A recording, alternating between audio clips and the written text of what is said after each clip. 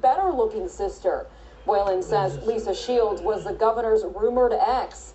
By 2018, Boylan was promoted to Deputy Secretary for Economic Development and Special Advisor to the governor, a job she says she initially turned down because she didn't want to be near him. In that role, she says she found herself alone with Cuomo in his Manhattan office.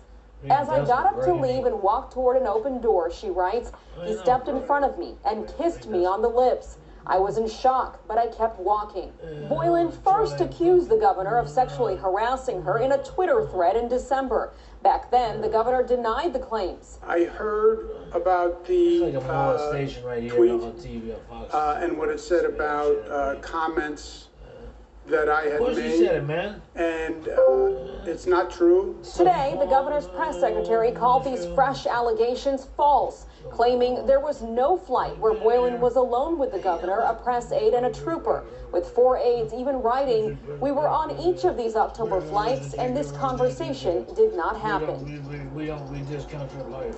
And Shannon, tonight, 5 female state senators are asking the New York Attorney General to investigate Boylan's allegations. This, of course, in a state that claims to lead the nation when it comes to sexual harassment laws. In fact, Governor Cuomo just recently extending the statute of limitations for allegations like Boylan's from 1 to now 3 years.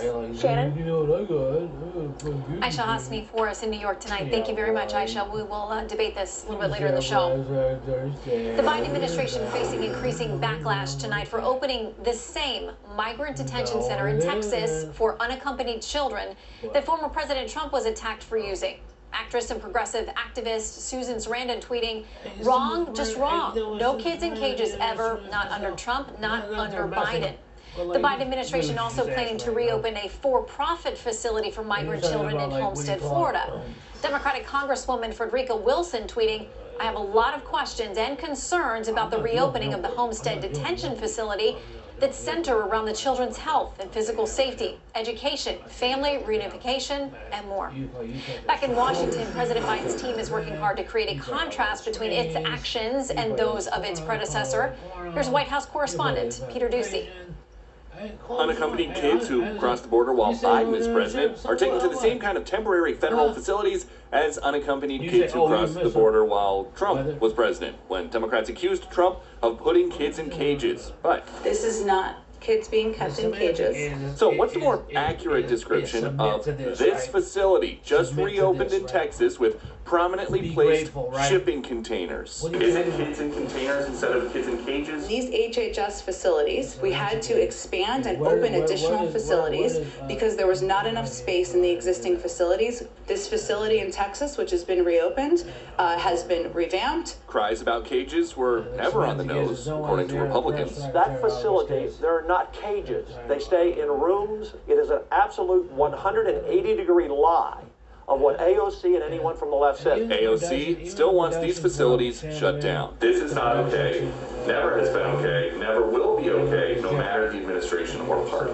We have kids coming across the border. It is heartbreaking. And there are other problems. The president is also trying to patch up supply chains to stop shortages of batteries, ingredients for pharmaceuticals, and computer chips. Republican lawmakers in the room are on the same page as the president. This is important not only to our economy, but also to our national security, because these cutting-edge, high-end semiconductors, they operate on everything from the F-35 fifth-generation stealth fighter plane to our cell phones. Republicans were invited to the White House, but they weren't asked to vote on anything. The president is trying to solve supply issues with another executive order. It was one of the best meetings. It's the best meeting I think we've had so far. Part of the reason for that may have been nothing particularly controversial came up. One of the 6 Republicans in the Oval Office, Senator John Cornyn, says they never talked about the thing President Biden says is his #1 priority, the COVID-19 legislation. Cornyn says he has heard the White House is determined just to pass that with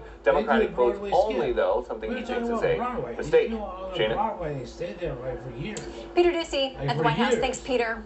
Republican senators accused of racism and sexism tonight because they're asking questions about the records of some of the president's most controversial nominees.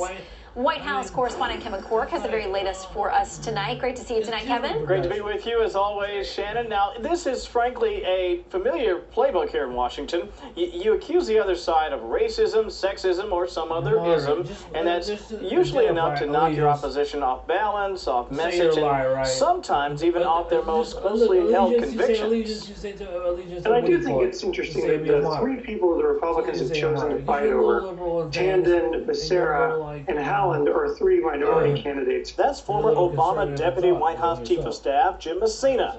The inference? The GOP opposition to the nominations of Neera Tanden, Javier Becerra, and Deb Haaland must have something to do with their race, or perhaps in the cases of Haaland and Tanden, their sex. Senator Manchin opposing her for her past tweets and for being too partisan. But these same people voted for Rick Grenell, who's probably more toxic on Twitter. Is this a case of sexism or, Okay, let's start with it seems like a double standard. Double standard? Well, that depends upon whom you ask. You made that argument when Kristen Nielsen, Betsy DeVos, and Ben Carson were all nominated and later confirmed for the Trump cabinet. Each faced withering criticism on the Hill. Critics say allegations of racism is something that Democrats have used against Republicans repeatedly, and in many cases, effectively, though it may not work this time around. I have never sued the nuns, any nuns. I have taken on the federal government, but I've never sued any affiliation of nuns. But as California Attorney General, he sued the federal government to reimpose a federal mandate under Obamacare to force insurance providers to provide contraceptives, affecting groups like the Little Sisters of the Poor. Meanwhile, a brewing civil war within the GOP. Yes, it's a show. That's up to CPAC. I don't show is according to McCarthy's show. Top Republicans Kevin McCarthy and Liz Cheney didn't just disagree on President Trump's future role in the party.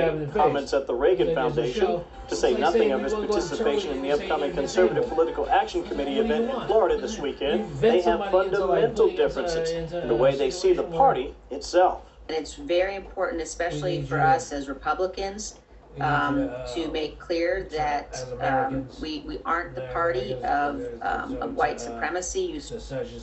Now, it's comments like that GOP operatives complain that's simply straight out of the Democrats' playbook. It's the kind of talk that really hurts the party when it's actually becoming more diverse, they argue, than ever. Witness California's congressional winners in 2020, for example.